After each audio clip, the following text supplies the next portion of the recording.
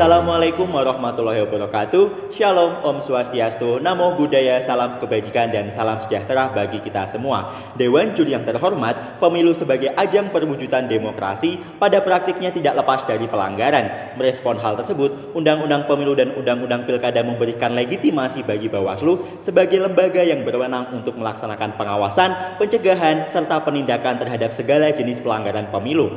Undang-Undang Pemilu dan Perbawaslu mengatur bahwasanya Bawaslu dapat menerima laporan dugaan pelanggaran pemilu paling lambat 7 hari kerja sejak diketahui. Batasan frasa tersebut ternyata banyak menimbulkan perluasan makna, sehingga muncul pertanyaan apakah Bawaslu dapat tetap menangani pelanggaran pasca penetapan hasil pemilu nasional. Berdasarkan pada status quo yang ada, ketidakjelasan batas waktu tersebut berimplikasi negatif dalam pelaksanaan pesta demokrasi. Contohnya dalam kasus pengurangan suara caleg DPRD di Provinsi Kepulauan Riau tahun 2019, di mana kasus tersebut diproses secara bersamaan antara Bawaslu dan Mahkamah Konstitusi, yang kemudian menimbulkan dualisme norma putusan yang bertentangan dengan asas kepastian hukum dan pemilu yang berkeadilan. Sehingga berangkat dari dasar tersebut, kami berdiri dengan standing position pro dan berpandangan bahwa Bawaslu seharusnya tidak berwenang untuk menangani pelanggaran pasca penetapan hasil pemilu nasional. Sebagai negara hukum demokrasi, seharusnya kedaulatan rakyat diselenggarakan oleh berbagai lembaga negara sesuai dengan bidang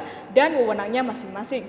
Hal ini sejalan dengan gagasan Prof. Ramlan Subakti dalam bukunya Perubahan UUD 1945 dalam perspektif politik yang menekankan pentingnya pembagian tugas dengan tujuan untuk menghindari tumpang tindih dan intervensi kewenangan antar lembaga.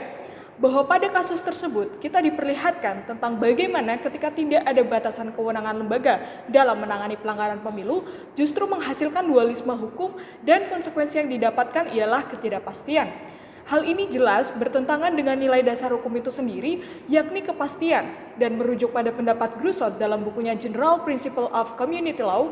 Hakikat dari kepastian hukum ialah kebutuhan utama akan hukum yang jelas, artinya tidak multitafsir. Kepastian hukum sebagai ide dasar juga seharusnya menjadi manifestasi dari kewajiban imperatif penyelenggara pemilu, termasuk diwujudkan melalui produk putusan yang jelas. Sebab ketidakpastian sebuah putusan sejatinya hanya akan menimbulkan interpretasi yang berbeda serta pertentangan yang tiada berkesudahan. Sebaliknya, jika berpijak pada norma yang memberikan kepastian, maka para peserta pemilu dan masyarakat dapat mengharapkan bahwa masa depan demokrasi di tangan penyelenggara pemilu pasti memberikan hasil yang adil. Terhadap problematika dualisme kewenangan yang terjadi, Mahkamah Konstitusi tidak dapat dipersalahkan sebab MK memperoleh delegasi langsung dari Undang-Undang Dasar atau Constitutionally Entrusted Power. Pun secara yuridis, MK dengan berpedoman pada pasal 24C Undang-Undang Dasar 1945 telah jelas menekankan bahwa segala sesuatu yang telah menyangkut kepada perolehan suara setelah hasil pemilu ditetapkan adalah menjadi domain kewenangan MK, sehingga seharusnya Bawaslu tidak berwenang dalam menangani pelanggaran pemilu pasca penetapan hasil. Dalam perspektif electoral justice system, penanganan pelanggaran yang baik harus memenuhi unsur adanya sistem peradilan yang memperlancar tercapainya keputusan, serta adanya sistem penyelesaian yang efektif dan bermakna. Kehadiran sejumlah lembaga dalam menyelesaikan sengketa pemilu niscaya mampu mengurangi kekerasan pemilu karena perasaan diperlakukan tidak adil dapat disalurkan secara hukum melalui satu atau lebih saluran yang tersedia. Namun, di dua ruang yang saat ini terbuka, baik oleh Bawaslu dan oleh Mahkamah Konstitusi, meskipun keduanya menangani sengketa yang berbeda, di mana Bawaslu menangani sengketa proses dan Mahkamah Konstitusi menangani sengketa hasil, namun tataran empiris realis telah menunjukkan adanya problematika disimilaritas dualisme hukum.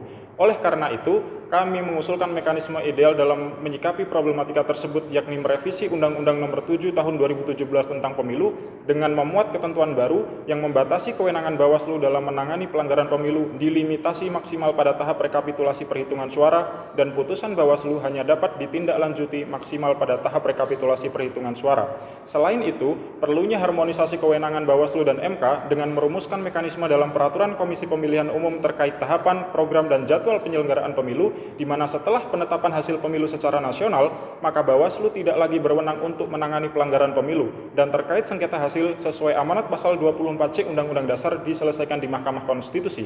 Hal tersebut didasarkan pada penanganan pelanggaran pemilu yang berpotensi menimbulkan problematika dualisme norma antara Bawaslu dan MK, sehingga kami memandang dalam menegakkan kepastian hukum serta menjaga marwah Bawaslu, maka perlu adanya pembatasan waktu yang jelas terhadap kewenangan Bawaslu dalam menangani pelanggaran administrasi pemilu. Sekian dan terima kasih.